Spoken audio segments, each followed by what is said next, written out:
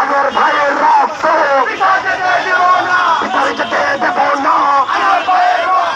খুন হয়েছে আমার ভাই,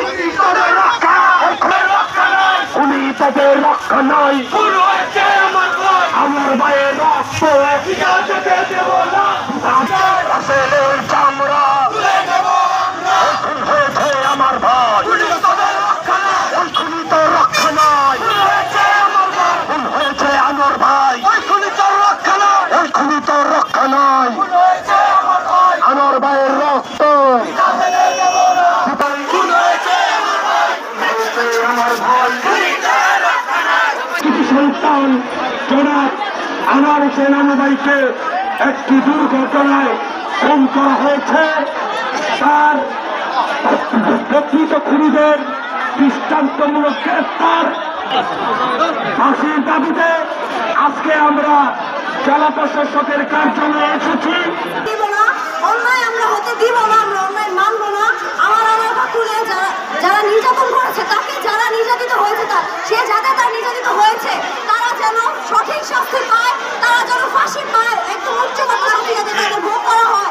আমরা এছাড়া মানবো না। ফাঁসির পূর্বে যতগুলো অপরাধী রয়েছে সবাই যেন আমাদের কাছে ক্ষমা চায়, আমার কাছে যেন সবাই ক্ষমা চায়। এর পরিবর্তে 10-15 মিনিট আমরা চাই, শাস্তি দিব নিজেদের আইনে। আমরা 10-15 মিনিট তাদের চাই, নিজেদের আইনে আমরা শাস্তি দিব 10-15 মিনিট। এরপরে ফাঁসি অবশ্যই হবে। ফাঁসি চাই, ফাঁসি চাই, ফাঁসি চাই, ফাঁসি চাই, ফাঁসি চাই। আমার রক্ত, আমার রক্ত। নেতৃত্বে যে কমিটি নারায়ণগঞ্জে ছাত্রদলের কমিটি ছিল, সে সভাপতি ছিল। আমি নারায়ণগঞ্জ জেলা ছাত্রদলের জয়েন্ট সেক্রেটারি ছিলাম। সে নারায়ণগঞ্জ জেলা যুবদলের সভাপতি ছিল।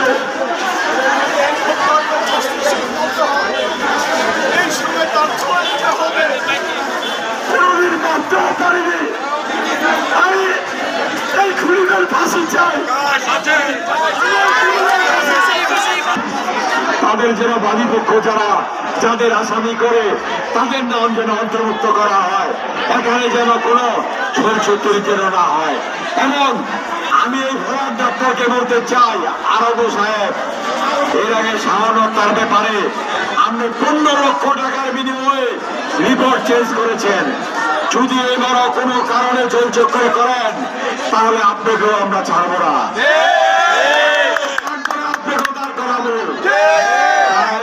চাই সঠিক যেটা তদন্ত, যেটা রিপোর্ট, সেই রিপোর্টটা আপনি দিবেন। আমাদের এলাকার ছোট ভাই আনোয়ার হোসেন আনুকে নির্মমভাবে হত্যা করে তার লাশ আনোয়ার হোসেন যেখানে অবস্থান করত সেখানে ফেলে রেখে গিয়েছে। তারই জন্য আজকে আমাদের এই প্রতিবাদ সভা আপনারা দেখেছেন।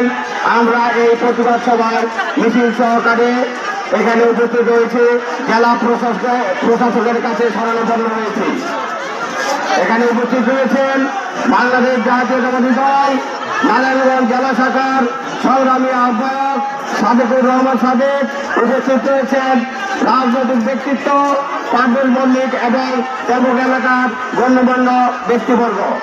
প্রিয় ভাইরা আমার দেখা মতে আনোয়ার হোসেন ছিলেন একজন সামাজিক মানুষ।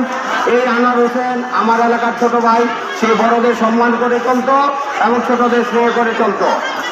আমার দেখা মতে এই আনোয়ার বিভিন্ন সংগঠনের সাথে জড়িত ছিল। তার জীবদ্দশায় আমরা দেখেছি বাংলাদেশ জাতীয়তাবাদী দল নারায়ণগঞ্জ মহানগর শাখার সংগ্রামী যুগ্ম আহ্বায়ক ছিলেন এই আনোয়ার হোসেন। তিনি কোনো অন্যায়ের সাথে জড়িত ছিলেন না।